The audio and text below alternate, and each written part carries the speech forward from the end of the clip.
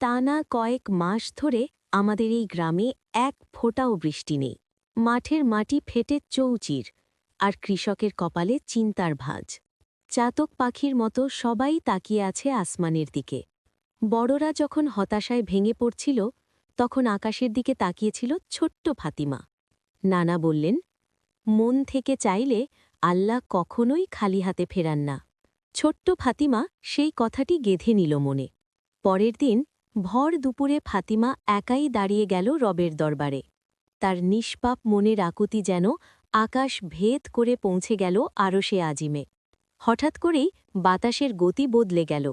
প্রখর রোদ ঢেকে দিয়ে আকাশে জমতে শুরু করল রহমতের কালো মেঘ। অবশেষে আল্লাহ তার ছোট্ট বান্দার দোয়া কবুল করলেন। নামল বহু কাঙ্ক্ষিত সেই শান্তির বৃষ্টি। শুকনো মাটি ভিজতে শুরু করল, আর সেই সাথে ভিজল মানুষের মন। আল্লাহর রহমতে গ্রামটি আবারও প্রাণ ফিরে পেল। বিশ্বাস আর সরল মনে চাওয়া দোয়া এভাবেই অসম্ভবকে সম্ভব করে।